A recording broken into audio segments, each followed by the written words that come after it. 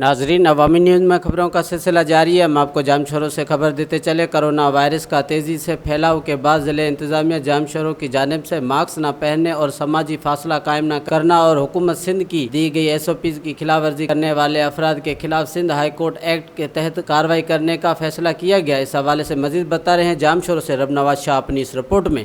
Corona virus का तेजी से फैलने के बाद जिला इंतजामिया जामशोरों की जानिब से मास्क न पहनने और समाजी फासला कायम न करने और हुकूमत सिंध की दीगर SOPs की खिलाफ वर्जी करने वाले अफराद के खिलाफ सिंध वबाई एक्ट के तहत कानूनी कार्रवाई करने का फैसला किया गया है।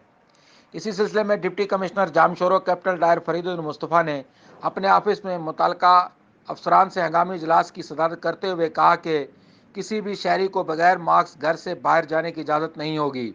अगर किसी भी शख्स को बगैर मास्क के देखा गया तो कानूनी कार्रवाई करके जुर्माना लगाकर कानून के मुताबिक सज़ा दी जाएगी।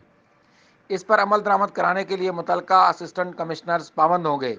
DC जामशोरों ने असिस्टेंट कमिश्नर्स को कहा कि रोज़ाना की बुनियाद पर अपने तालकों का दौरा करके हुकूमत सिंध की SOPs पर अमल दरामद को यकीनी बनाने के साथ साथ रोज़ाना रिपोर्ट DC ऑफिस जामशोरों में पेश की जाए।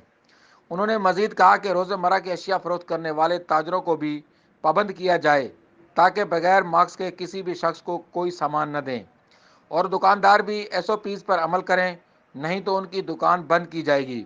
इजलास में additional deputy commissioner 1 Shaukat Ali Ajan, district health officer Jamshoro Mushtaq Ahmed Solangi, district corona incharge doctor Kaleem Ahmed Sheikh, assistant commissioners समेत मुतल्लिका अफसरान ने शिरकत की।